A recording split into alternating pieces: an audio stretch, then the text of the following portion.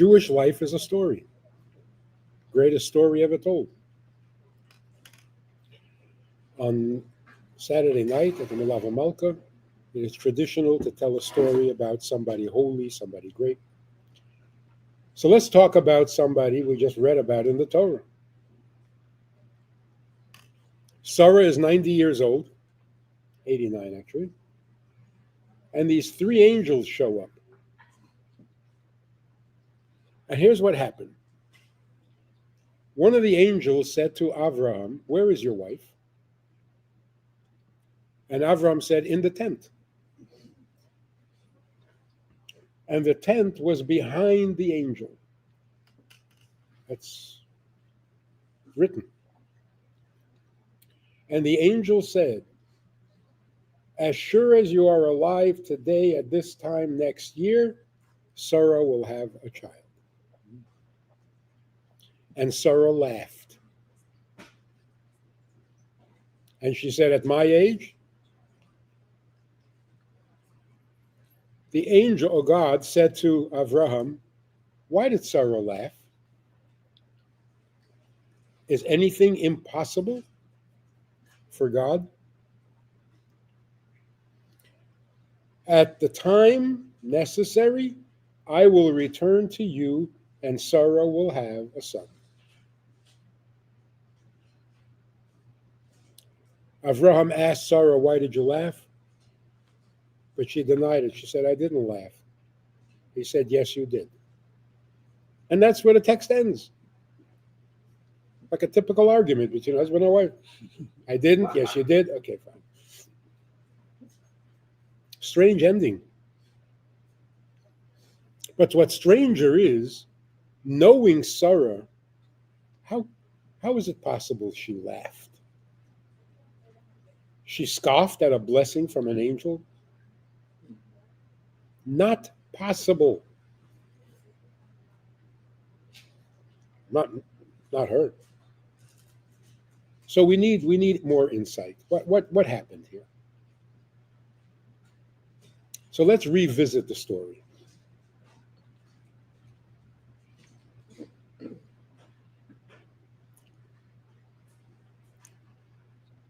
The angel came to tell Sarah that she's going to have a child. One of the three.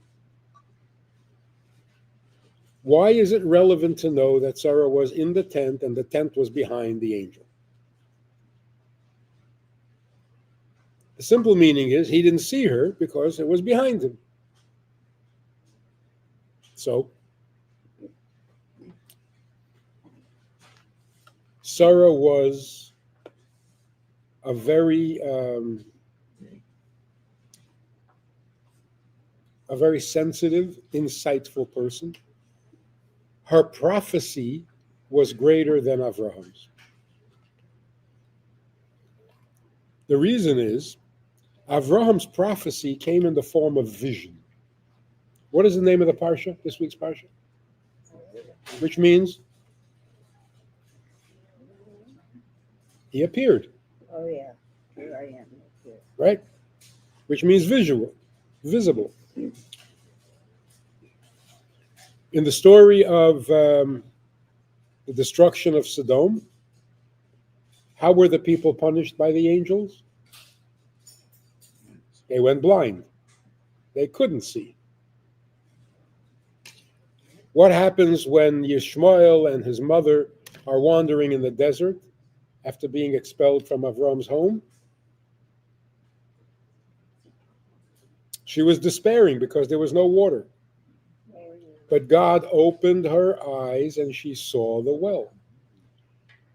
Now, in the end of the parsha,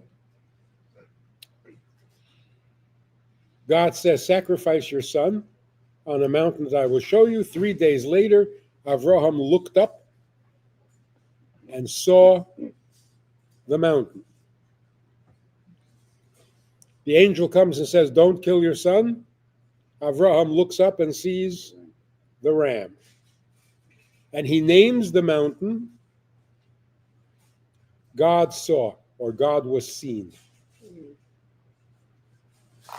And right at the beginning of the parsha, Abraham raised his eyes and he saw 3 people approaching. So everything is visual, with one exception. When the angel gave the blessing, the Sarah Shema'as. Sarah was listening. She heard.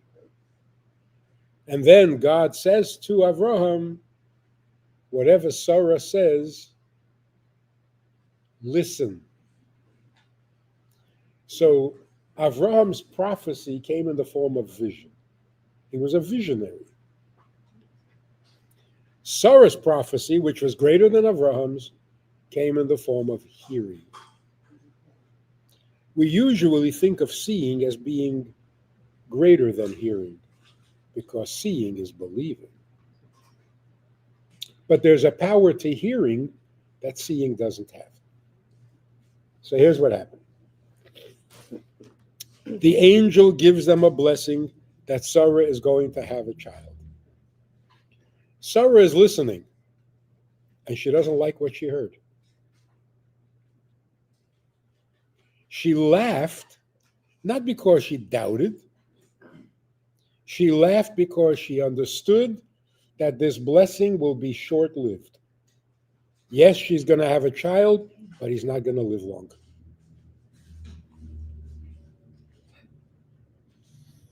How old was he when he was taken to the Akedah? 37. So she laughed in protest. She said, whoa, that's a blessing? Give me a real blessing. Not a temporary one. So the angel said, is anything impossible for God? We can do that. And then the angel said, at the right time, I will return to you, Avraham, and Sarah will have a son. What is that right time? 9 months. The Akedah. The angel said, Sarah demands a real blessing, and I'm promising her. Her son will live long. How? When necessary, I will come to you, and Sarah will have a child. Now, what tipped her off? How did she know this was a temporary blessing? Well, number one, every blessing has to be given face to face. When the Kohanim are giving the blessing, you have to face the Kohanim, and they have to face you. You don't have to see them, but you have to be facing each other. So the Torah says, when the angel asked, where is Sarah? And Avraham said, she's in the tent. The tent was behind him. And he says, Sarah is going to have a child. She laughed. This is how you give a bracha? Number two, you can't give someone a bracha indirectly. You can't say to Avraham, Sarah is going to have a child. You can say to Avraham, you're going to have a child. You can say to Sarah, you're going to have a child. But you can't say to Avraham, Sarah is going to have it. That's not a blessing. A blessing has to be given face to face and to the person receiving the blessing. So she didn't laugh because she was skeptical. She was lobbying for her kid who wasn't even conceived yet. And she won. Then we are told that when Sarah heard about the Akedah, she died. The conventional meaning is she was so horrified and so shocked, she died from... No. When she heard that the angel interfered and didn't let Avraham do it, which means he kept his promise, now she could die in peace. but she wouldn't die before she sees Yitzchak safe. So it's not like she died premature. She was 127. That's 7 years over the limit. Completely different story. Then we read the Haftorah. And the rabbi encouraged you to really read it properly. What was the story? Elisha says to the woman, the Shunammite, as sure as you are alive today, this time next year, you will cuddle a son. What does she say? Man of God, holy man, don't lie to me. That's even worse than Sarah. Don't lie to me? And she calls him holy man.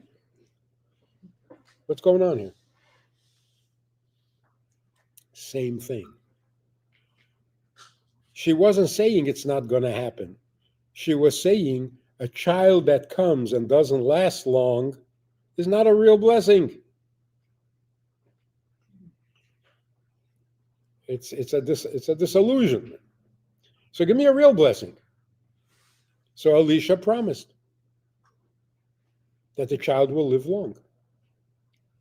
What actually happened? As soon as the child was weaned, he went out to the fields with his father and he died. So she runs off to Mount Carmel, where Elisha was living, and says, Did I ask for a child? Did I not say, don't fool me? And Elisha said, yeah, I promised you. And he went and he revived the child and brought him back to life. What tipped her off? The blessing was face to face. And it was to her, not to her husband. What was her problem? Her problem was, Elisha said, this time next year, as sure as you are alive today, you will cuddle a son. He's cuddle. Something fishy about that. Say, I will have a son. How long do you cuddle a son? Sure enough, as soon as he was too old to cuddle, he went out to the fields and died. So she also was lobbying for her child. The moral of the story is, these characters in the Torah were super holy people. If we want to understand the stories in their context, you got to know who you're talking about. Our mother, Sarah, scoffed at a blessing. You're talking about the wrong person. That just can't be. It's out of context. Like Moshe got frustrated and angry, and he hit the rock instead of speaking to the rock. You're talking about Moshe? Cannot be. Revisit the story, because this doesn't fly. So Sarah was the ultimate mother, and she heard what Avraham did not hear. Avraham heard the same blessing. He wasn't bothered. So God tells Avraham, whatever Sarah says, listen. You're good at seeing, but when it comes to listening, Sarah hears.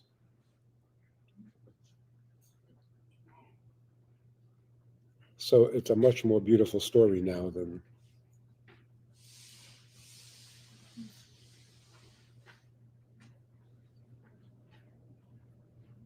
So what was the end of the story? Avraham asked her, why did you laugh? She says, I didn't laugh. He says, yes, you did. What is that? Avraham asked her, why did you laugh? She said, I didn't laugh. I lobbied for our child.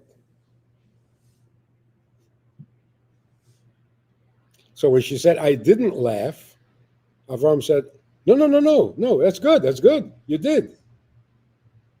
Hold the angel to his promise. Don't back out. Your laugh was legitimate. Don't. So all of this is contained in a simple, short statement in the Midrash. The Midrash simply says that when Avraham was ready to sacrifice his son, the angel came and said, don't do it. Avraham said, who are you? God told me to do this. Who are you to tell me not to? And the angel said, you don't recognize me? I'm the one who gave you the blessing. And Sarah told me it has to be a permanent, long life. And I promised her, so I can't let you do this.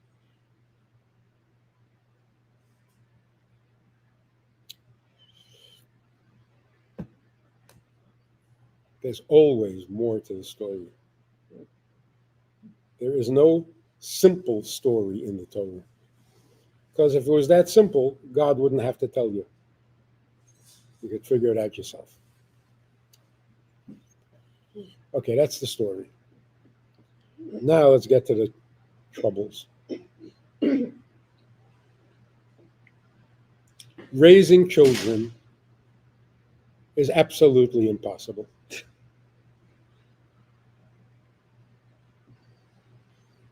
They have a will of their own, a mind of their own, hopefully, a destiny of their own. There's nothing you can do about that. Yes, it's your fault that they have all of these negative traits because they got it from you. There's nothing you can do about that either. The worst thing you can say to your child is, don't be like me. It's not a nice thing to say. No, I don't want you to end up like me. That's a terrible thing to say. So now they got to go looking for an artificial role model. That's dangerous. I want you to have everything I never had. That's nice, but if you never had it, you can't give it to me. I think in the end, with a little bit of maturity, every child wants to know that he's like his mother or father. It's comforting. Sanity consists of consistency. If every child was radically different from the parents, we'd be totally insane. There'd be no continuity. There'd be no flow. There'd be no connection. You know Herman Wouk? Heard of Herman Wouk? Famous writer, very successful. His books were made into mini-series on TV. Very, very successful guy. In one of the books he wrote when he was 80, in the epilogue, he says, the reader might get the impression that my Zaidi was the center of my life. Because in his book, This Is My God, he talks all about his Zaidi who came from Russia, introduced him to Judaism, taught him Talmud. Zaidi was bigger than life. Zaidi was everything. So in this book, when he was 80, he says, you might get the impression that Zaidi was the center of my life. Not so. It was Papa. It was always Papa. All I wanted was to be like Papa. Now, he was much more successful than his Papa. And he adored his grandfather. It wasn't until he was 80 that he admitted, I just want to be like Papa. It never stops. It never goes away. Children need their parents' approval more than anything else.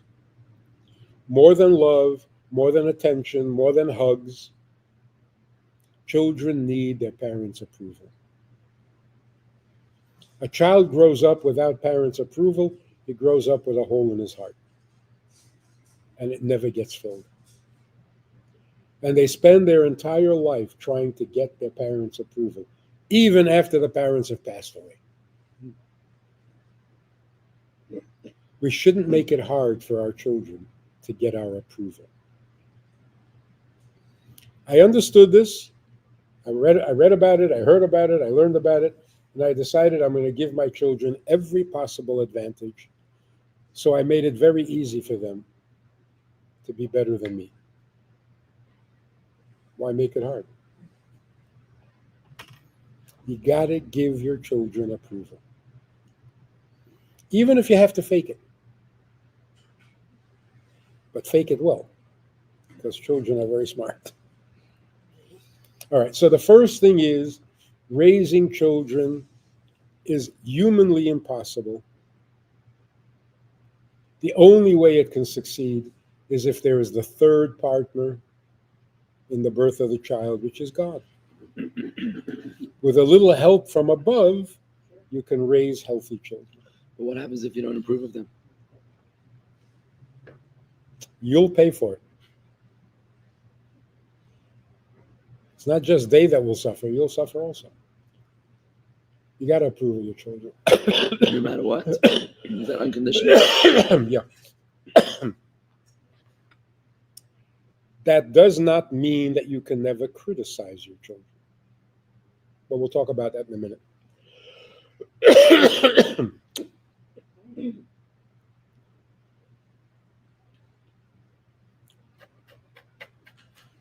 Children need discipline. Desperately. Children need to be disciplined. If they're never told that they did something wrong, they get a very false impression about themselves, about life, about reality. And that false impression can lead them to a lot of trouble. But there are two ways to discipline. You can discipline like a policeman, or you can discipline like a sergeant in the army. Very different. A policeman's job is to catch you in the act of the crime and punish you. The sergeant in the army, if you're committing a crime, not his business, not his job, doesn't want to hear about it. When you do what you're supposed to do, he disciplines your good behavior. Right? Not good enough. The sergeant says, polish your boots. If you don't polish your boots, he calls the police. He's not going to put up with that. But if you do polish your boots, he tears you down and says, that's called polished. Do it 10 times more and get it right. He tells you to stand at attention. If you don't want to, he calls the police. But you do stand at attention. And he says, that's called standing at attention. Stand up straight. Etc., etc. Nobody likes policemen. But everyone who was trained by a sergeant, sooner or later, looks back at it and says, that was good. When you discipline children, it doesn't have to be for misbehavior. You don't have to catch every crime they're committing. If they're doing something inappropriate, you don't have to notice. But when they do something proper, that's an opportunity for discipline. No, that's not how you do it. Here, do it this way, do it right. They may not like it at the moment, but they will adore you for it eventually.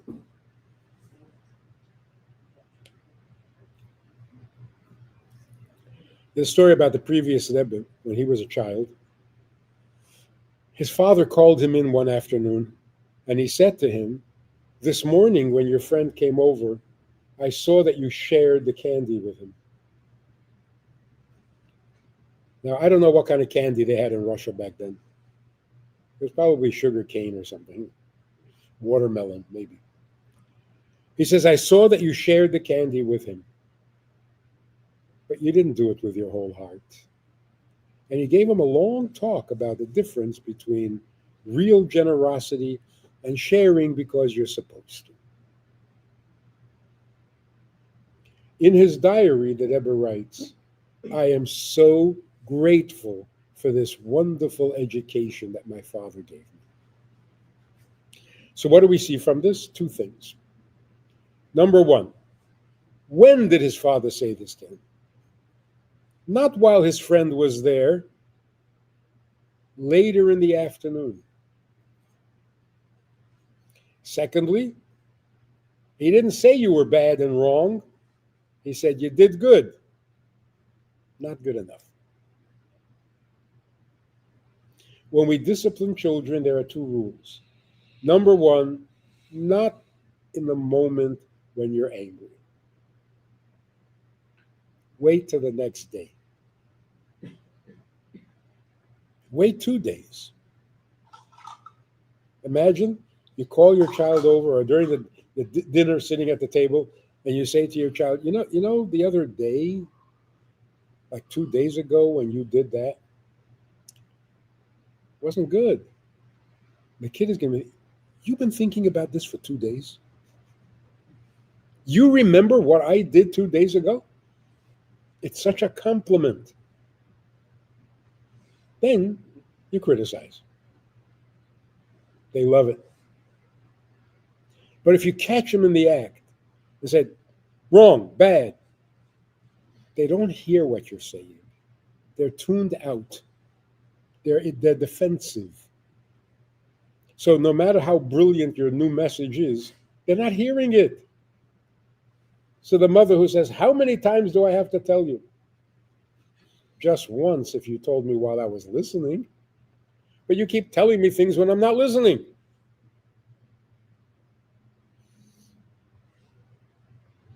So if you want to criticize your child for something, wait. Problem with that is, after you calm down, you forget about it. Because we're not devoted to the criticism, we're just reacting when we're upset. Once we're not upset anymore, it's like, fine. But if you can wait and not forget, that's called disciplining. No downside. It's all good. You tell your child to make a bracha over the cookie. If the child says no, stop the conversation and say, oh, you're in a bad mood. I can't talk to you. The child makes the bracha, but with the cookie in his mouth. Most parents would say, okay, good enough. Not good enough. Take the cookie out of your mouth and make the bracha again. Do it right. That's good discipline.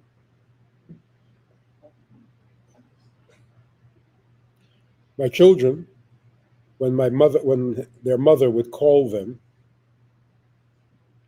and their answer from another room would be, what? Never mind. You blew it.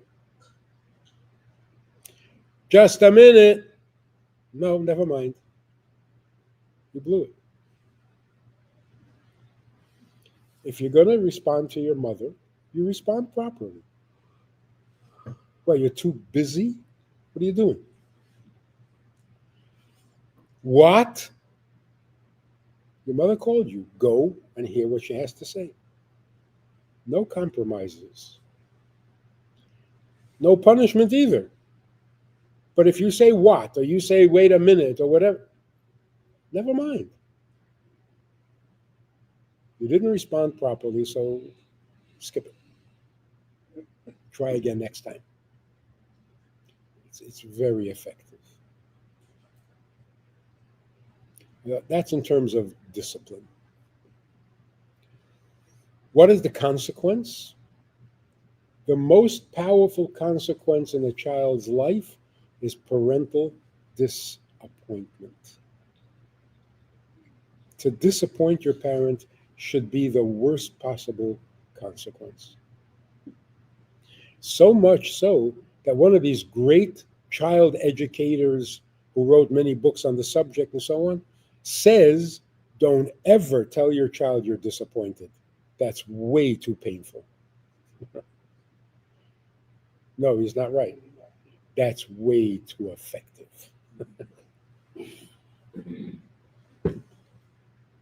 Every healthy child is horrified at the thought that he disappointed his parent. And if that's not happening, ooh, you got to go back and redo the whole relationship. The child who says, I don't care, you got to regroup. Child who doesn't care is already seriously turned off. So we're not talking here really about remedial repair of damage. We're talking about how to raise healthy children. One final thing, and we'll get to questions. What does it mean to raise children? You raise corn. What does it mean to raise children? Force feed them? Every human being is born with pleasure, capacity for pleasure. Life is almost synonymous with pleasure. If all pleasure goes out of life, life ends. We wake up in the morning because there's pleasure in living. If, God forbid, all pleasure went away, you wouldn't wake up. Even someone who's suicidal has pleasure in life, because without it, they just wouldn't wake up.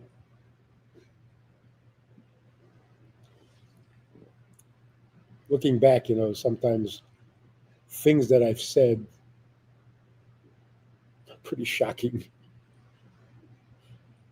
This woman, when I was 20-some years old, this woman much older than me comes and says, I've got a plan.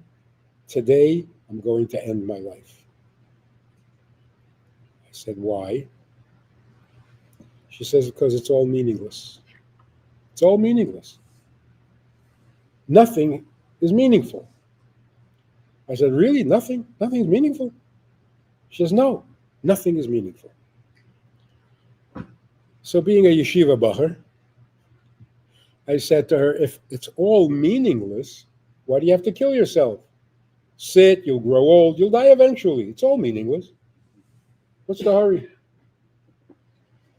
She was furious, but she didn't kill herself.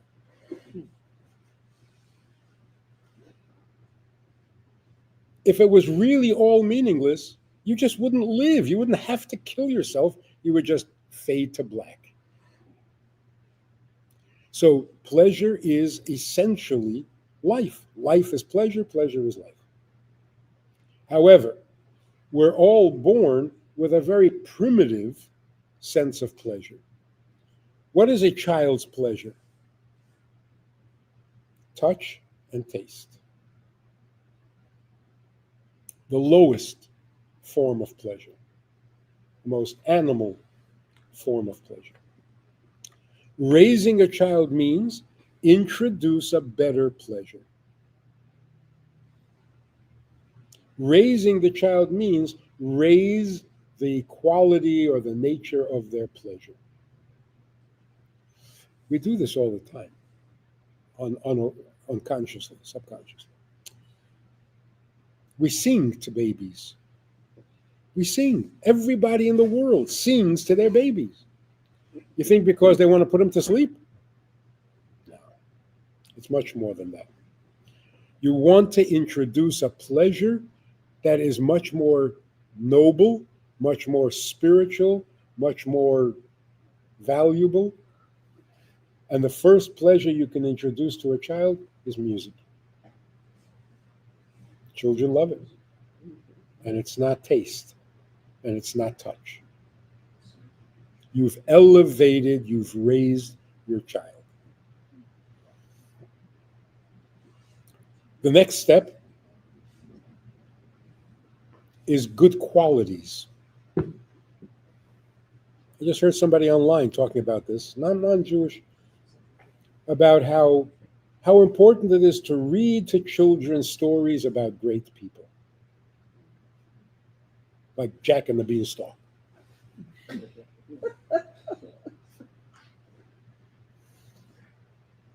We read stories to children about people who did great things, who did nice things, good things, brave things. It gives more pleasure than candy, and it gives more pleasure than music. You sing a song with a child, they like it.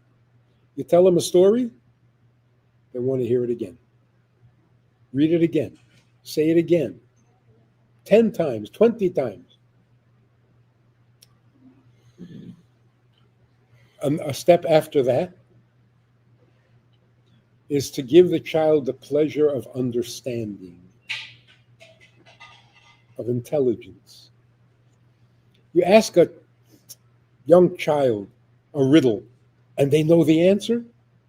You see how they light up? They light up much more than with a candy. Hopefully. So the worst failure in child raising is that you have a child who is 30 years old and all he wants is candy.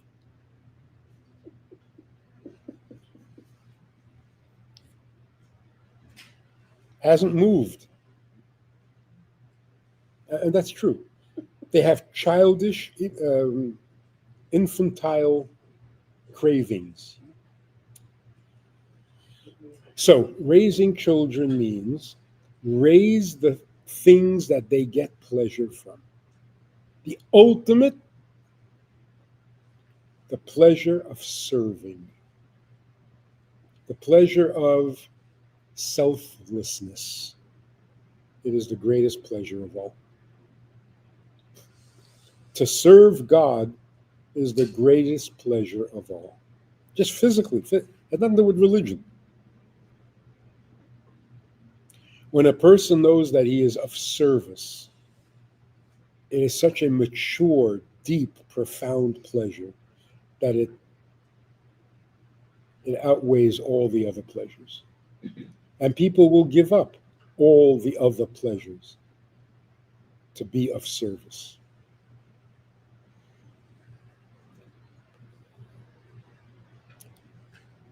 That's our job description as parents. The rest is all commentary.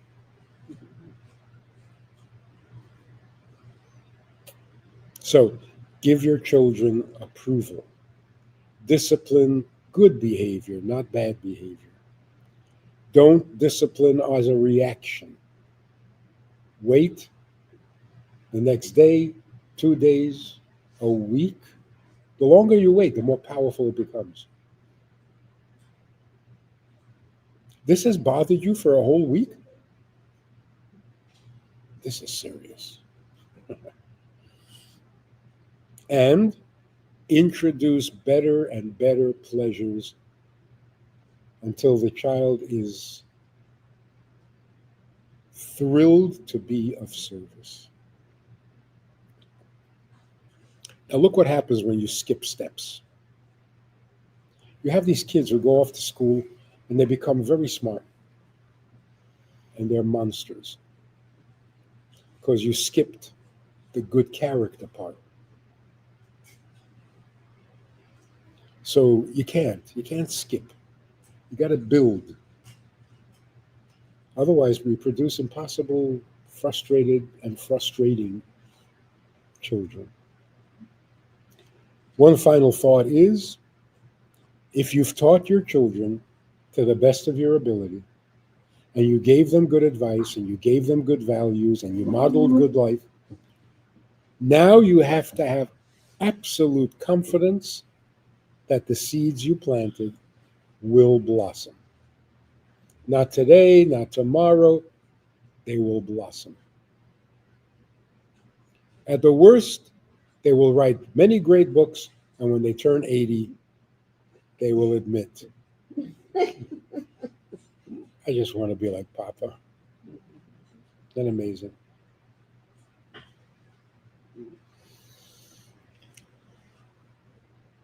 Question. Yeah. So I got a question. Now, Rabbi Manis, you have 14 children. So you've got quite some experience in parenting. We have 11, thank God. Now, each child is unique. Each child is different. They have their own skill sets, their own pathology, their own interests, character, ambition, and personality. What happens when a child is rebellious? They're not interested in what you have to inspire them. They're not interested in in what you find pleasurable. We're living in an age of extreme distraction with brainstem dopamine addictions born out of cell phones and social media. Why are you making a face? Sounds terrible. It is. It's engineered this way. It is. It's very addictive. It's highly addictive behaviors that are programmed by neuroscientists to be able to get people's attention. So would approval alone work for such a child that is really not interested in towing the line? Or is there another way? I mean, Abraham in the Parsha this week had a child that wasn't towing the line. He threw him out of the house. Is that the model? Today you get arrested for that. Here's most of the children who are rebellious, most of the children who are diagnosed as ADHD or whatever, are under challenged. They are bored. People with ADHD. They call it ADHD. They're not distracted. They're bored with what's going on around them. They need a challenge. Our children are much brighter than we were at the same age. Much freer. Much more capable. So just as an extreme example, you say to an 11-year-old, can you just sit quietly and be a good boy? You're talking to an 11-year-old. He may not say it, but he looks at you like, you have any idea what you're talking about? If I sit quietly, I'm a good boy? Good for what? It's such a bad message. If you sit quietly, you're a good boy. No, you're a good dog. A dog that sits quietly is a good dog. An 11-year-old? Sit quietly? That's your message? He's going to rebel. Maybe not articulately, but that's what's driving him. Our children need to be challenged. We need to speak to a 9-year-old as if they were adults. 9-year-olds used to be babies. They're not. If we could challenge the teenagers, they would be so helpful. They are so capable. They're so idealistic. They got so much energy. And we ask them to sit quietly. They're going to rebel. Not because they want to be destructive, but because you haven't given them the opportunity to be constructive. Cory Booker, not that he's anything special to, but when he was mayor in Newark, there was a teenage group, a gang, that threatened him or something. He told the police, I want to meet with those kids. They rounded him up. He met with them in the office and he said, guys, I need your help. They loved it. They became his biggest supporters because all they wanted was an opportunity to do something good. And all they were told was, be quiet, don't make trouble, behave yourself. Behave yourself? What does that mean? So I think in most cases, rebellion comes not because they don't want to be good, but because they do, and you're not giving them an opportunity. You keep trying to put them down. They want to rise up.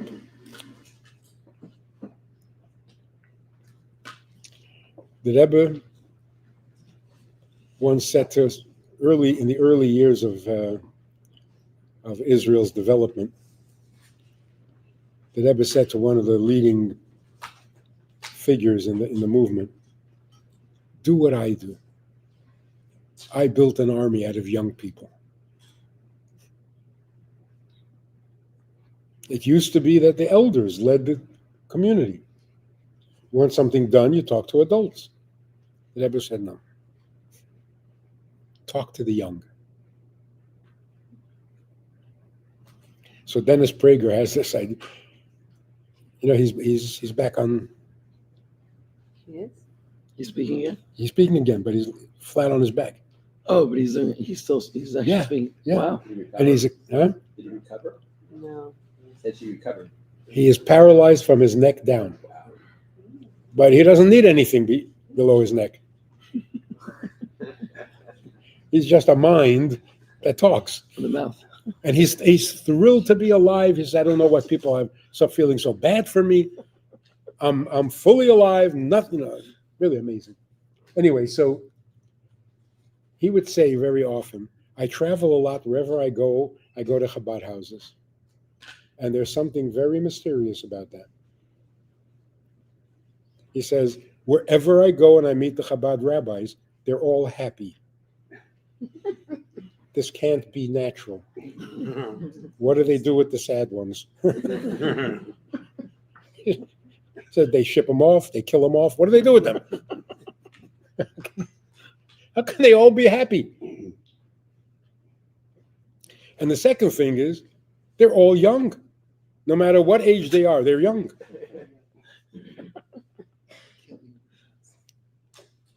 The Rebbe challenged us from a very young age. Today it is so amazing. 10-year-old kids standing in the street, putting on film with adults. Shaking a lulav and esrog with an adult. And they go out there with a mission. They're going to get many people to make the bracha. They're 10 years old. You can't tell them to sit and be quiet.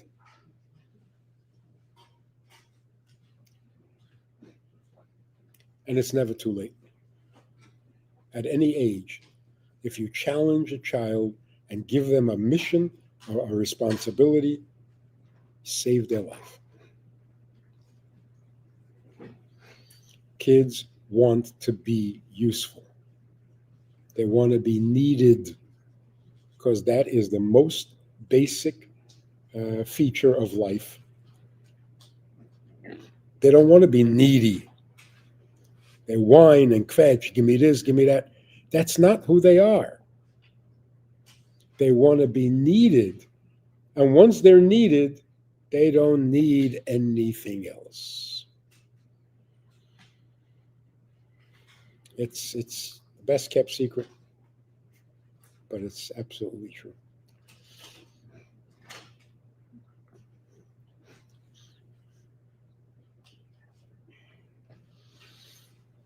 It's a good idea to connect your children with their grandparents. Without roots,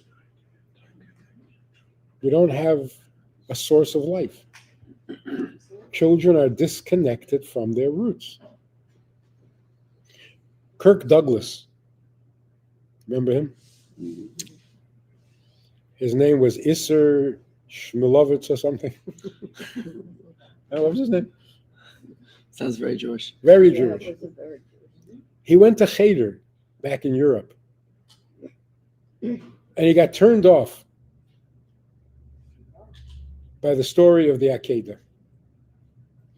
He remembers learning it in Cheder, and he was horrified with the possibility that God would tell his father to sacrifice him. And his father would. Turned him off something horrible. So he dropped out. He went on to become a famous actor. His son, Michael, once asked him, where was Grandpa from? He says, Europe. He said, where in Europe? And he couldn't remember. And that shocked him. He had become so estranged from his own father, he didn't remember where he was born. And he decided this is not good.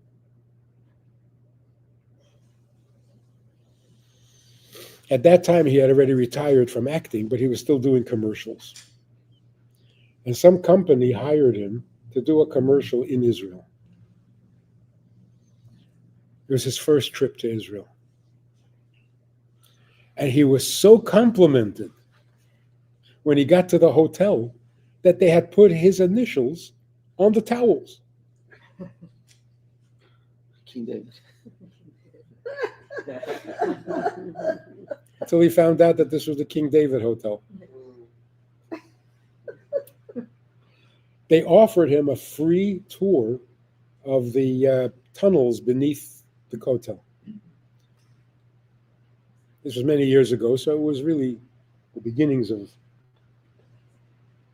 The young woman who was the guide, the tour guide, was explaining this is, finally they come to a point and she says, this is as far as we can go, because right up ahead of us is Mount Moriah. This, he says, you mean where Abraham sacrificed his son? And the secular girl, the guide said, yeah, isn't that amazing? He says, what's amazing? God asks him to sacrifice his son and then says, are you crazy? Don't ever do that. What a lesson. He says, oh, is that the point of the story? That's the point of the story? No human sacrifice? He went back to California, became a member at the Actors Synagogue. Put on tefillin for a long time till he passed away. He got back in touch. And what triggered it was, I don't even remember where my father was born.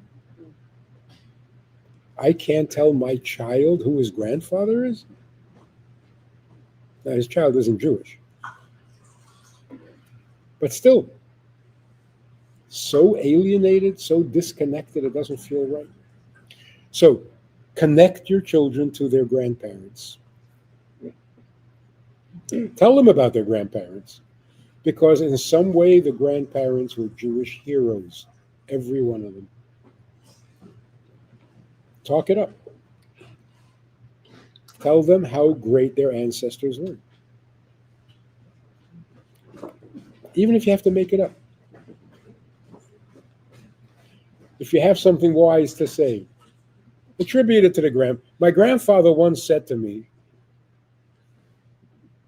I think he once said, maybe I read it in the Reader's Digest, but I think it was my grandfather. Connect the generations. The generation gap is not healthy. Today, more than anything else, we have to make our children proud to be Jewish. Not religious, but absolutely proud to be Jewish. Putting on tefillin helps be proud. Wearing a kippah helps to be proud. Lighting Shabbos candles in the dorm, that shows you're proud. And the effect that it has on the other students, amazing. There is no reason to hide. What's happening in the world today is leading towards the Jewish evolution of the universe. The world is becoming Jewish. It looks like they're becoming more anti-Semitic. It's a facade. Watch and see how everything that happens moves the world to a greater appreciation of Torah and Judaism.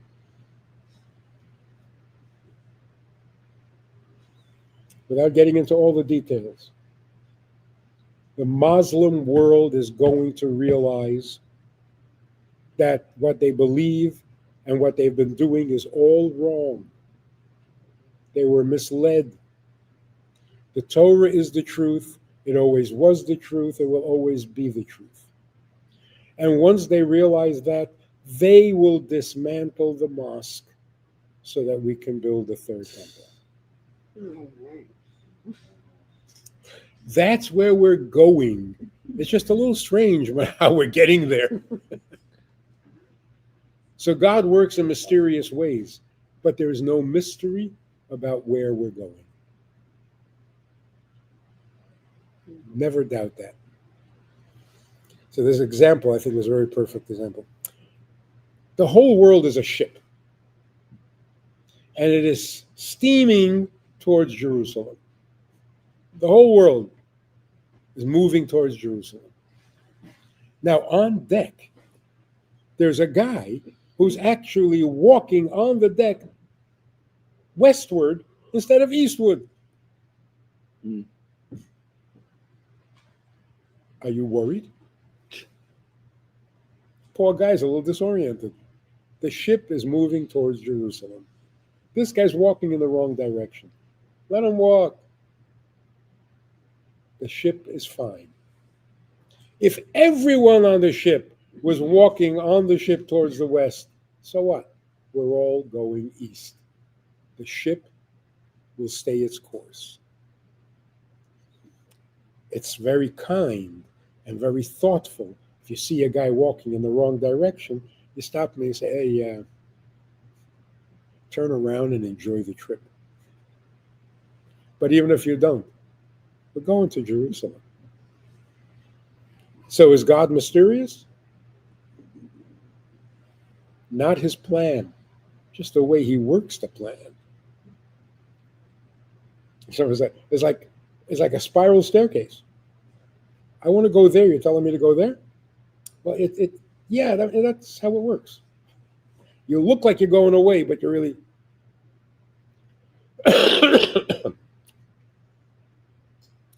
So tell your children with absolute confidence, it's our time. We've paid the dues. We've overpaid the dues. It's our time.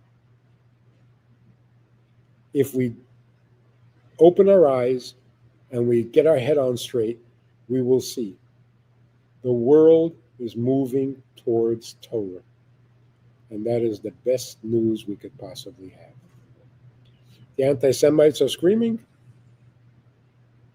They're desperate. The pity is on them, not on us. At what age should you give a child a smartphone? 7. 7. Electronic babysitter. 7? Why 7? Because that's when they start demanding it. Just because they demand you should give it to them? Well, look, fighting, resisting, refusing never gets you anywhere. It's negative. You're not joking. You're serious. If you can convince your child that he doesn't need one, wonderful. If you can get your child busy with other things, even better. But no, you're taking your life in your hands. You're not going to win.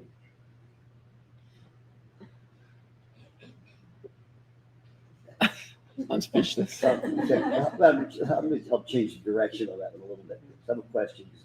Most of us at the table have our children, or many of them are having children. So they're in the, we're having grandchildren now. And what do we say to our children who maybe were a little bit more disconnected, detached from them we'd like to be, because their journey hasn't maybe, or our journey maybe has changed. So therefore, our relationships have changed. How do we reconnect with them in a deep and meaningful way where we cross that bridge again? Well, we have to trust their intelligence, because if we can't do that, then all is lost. We have to trust their intelligence. If you present them a clear, articulate discovery that you've made, we just learned this, we just learned that, this. Trust that they will take an interest and they will find their way back. Telling them what to do has never worked. But if they're impressed with what you have to say, they will come. So enjoy what you're doing, make them jealous. I think that's the success of every Chabad house. You come to the Chabad house and you're jealous. Hey, I want some of that. This woman came to our house for a meal, and there was something missing at the table. So I said to my 12-year-old boy, bring some to the... So he got up and he brought it. And this woman was like, how'd you do that? I said, do what? You told him to get it, and he went to get it. Make him jealous. Your own children. Don't preach, but share, educate, communicate. Make them jealous that you found something meaningful, you found something real, you found something that gives you a lot of pleasure. They'll come running.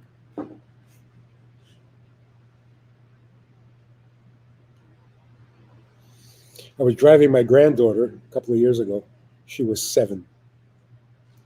7. That's like baby when we were growing up. Right? She's sitting in the back seat. And she said, this is in Oregon. And she says, I want a Slurpee.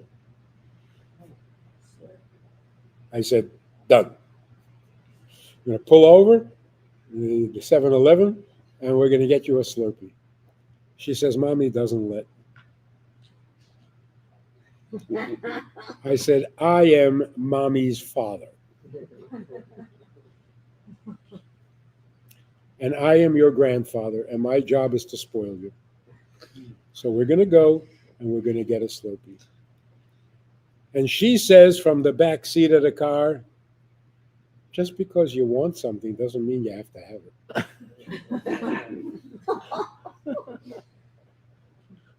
I was so embarrassed. Where do they get this from? 7 years old, more mature than me.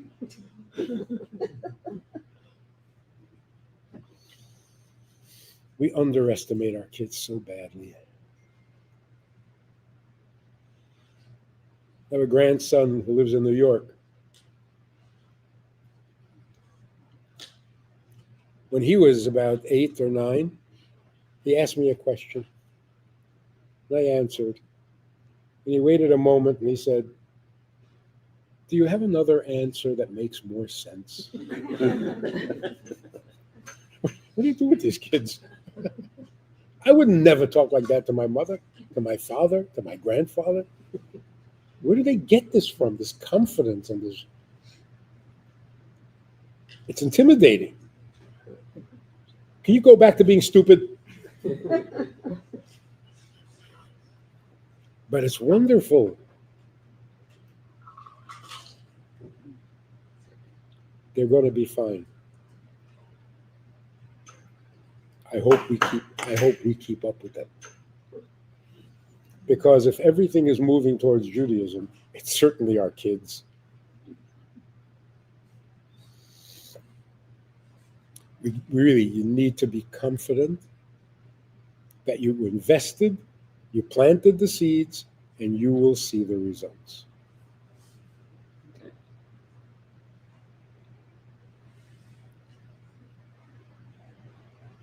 People have lost confidence in education. Secular education should never have had confidence in that in the beginning, in the first place. So here's the picture of the world.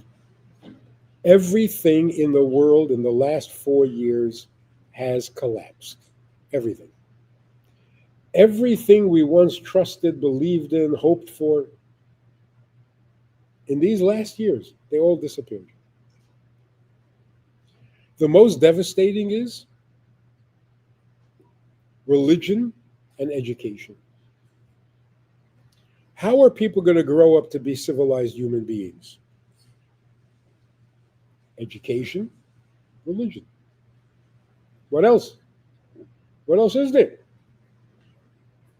Turns out, education does not make you civilized. In fact, if you're the head of a university, you're the worst of the anti-Semites. Religion? Which religion is going to make a mensch out of you? Radical Islam?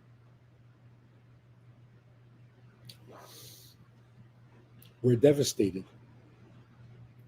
The entire world is devastated because we've run out of options. If education won't do it and religion won't do it, what is left? So silly people say, well, the family. Morality comes from the family. Where does the family get it from? It used to be religion, education. Science. We followed the science. The science lied to you. The science created COVID and bad vaccines. And besides, AI has now proven that the theory of relativity is completely flawed. Science? Where did the scientists learn honesty, decency? From religion? Medicine? Doctors? I remember when doctors were worshipped. If a doctor said, wow. The funny thing is, the commercials back then were more doctors smoke Marlboro or Camel than any other cigarette. And every doctor endorsed it. So what's left? Politics? Politics is going to solve our problems. Science is going to solve our problems. Medicine is going to solve our problems. Religion is going to solve our problems. Education is going to solve. What's left? Well, maybe we should go back to communism. That's how bad it is. Maybe if we had one nice dictator, he would pull everything together. Otherwise, we got nothing. Mamdani won. Because we need a big papa who will discipline us and give us some kind of structure to our lives because everything has failed.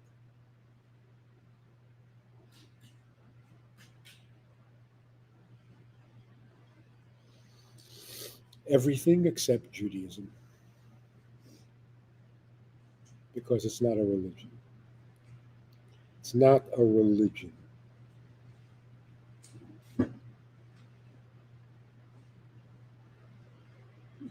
God created the world for a purpose. Is that religion?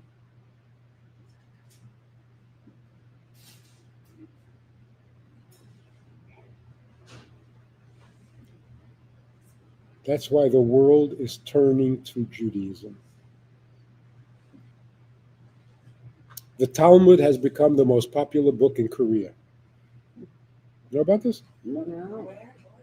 Korea. South Korea. South. They're learning something. If this book made you so smart, we want to read that book. Smart people. Yeah.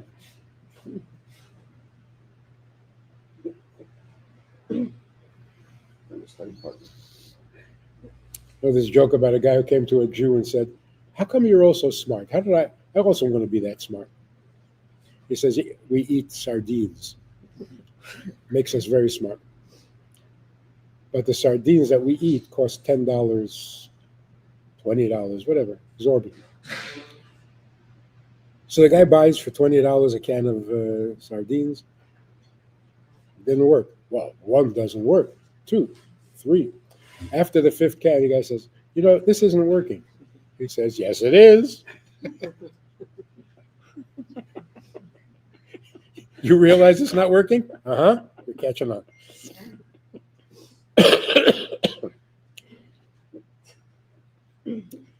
The world wants to know what Judaism has to say.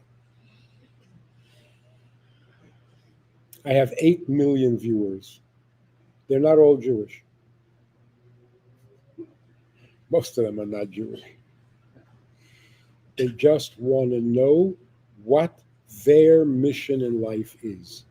So why are you asking me? Because Jews know. Everywhere, from every continent, from every country.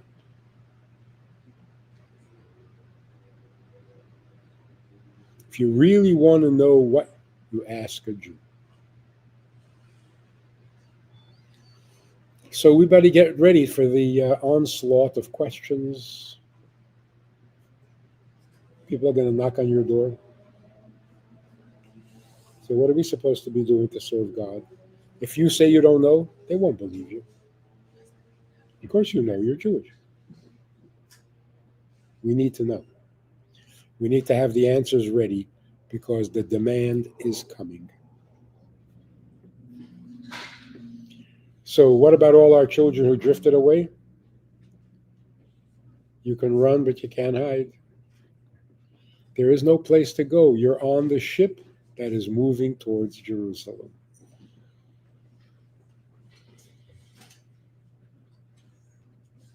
If you speak with confidence, and you speak with sincerity, the truth of it will dawn on everyone you speak to.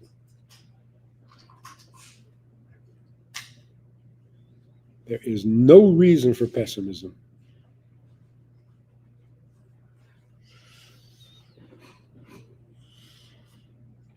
And even if there was, it's no fun.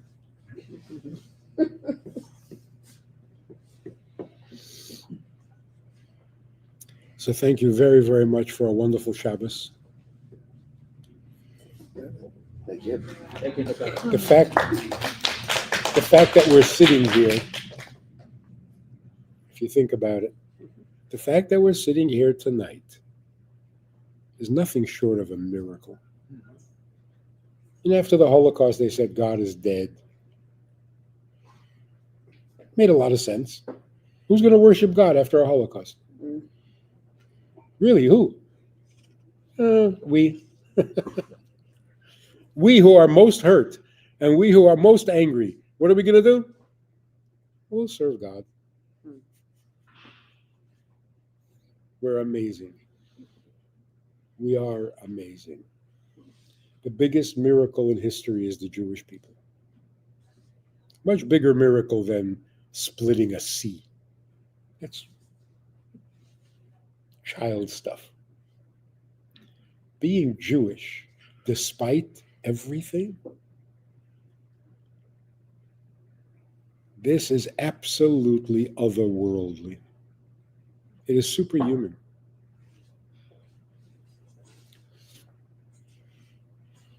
There was a piece of written work.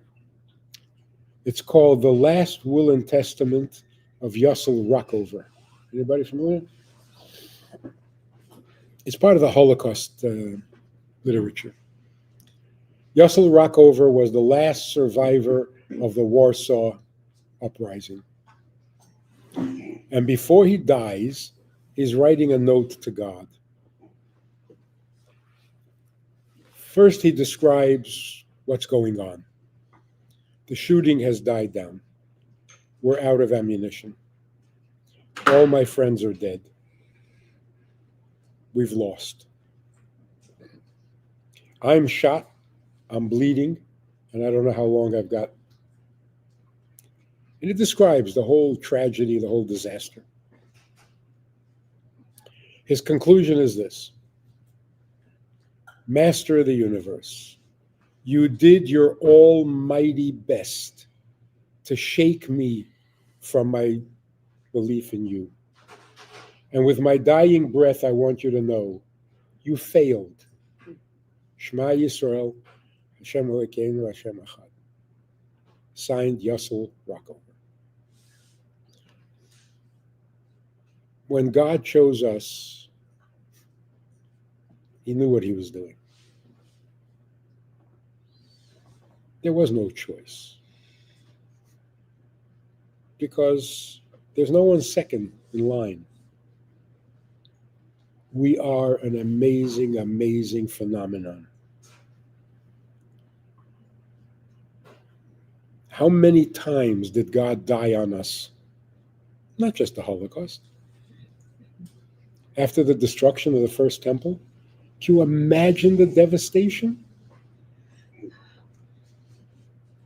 We made it to the promised land. We inherited the land. We built a temple. We achieved the crown jewel of, it was perfect. And it gets destroyed. What are you looking forward to? You were at the top and it didn't work. Now what? Quit.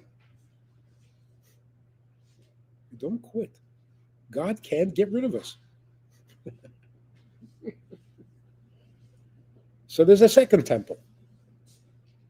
It gets destroyed. How many times can you be knocked down and keep getting up?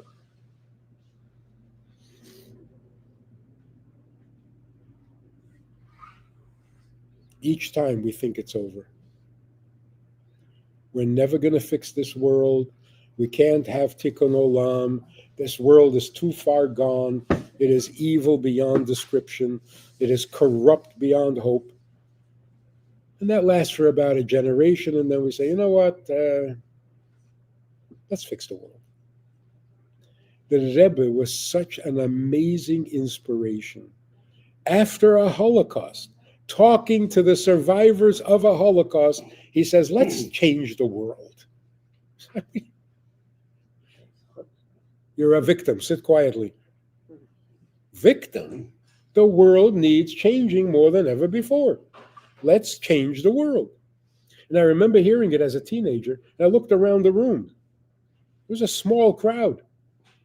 None of them spoke English. They were all licking their wounds. They were all still bleeding from the disaster of World War II. And the Rebbe is saying to them, let's change the world. Ufaratsta. And they're, who's the Rebbe talking to? He was talking to the teenagers. Amazing, amazing, amazing. And look,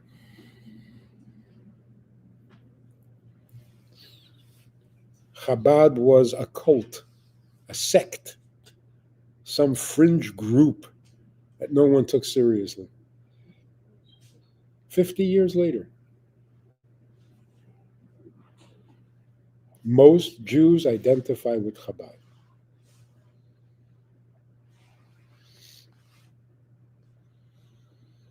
It's amazing. And what gave the Rebbe this power? What, did he have a lot of money? Did he have political power? Did he have any kind of authority? Nothing. But when he said, our job is to fix the world, not only did we believe him, we got so excited.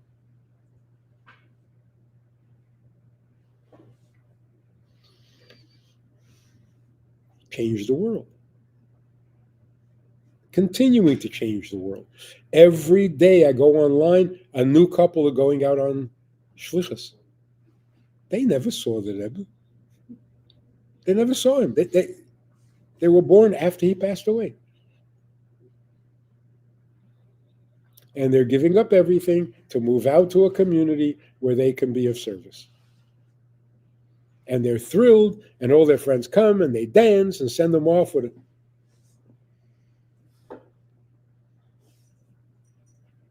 It's amazing, amazing.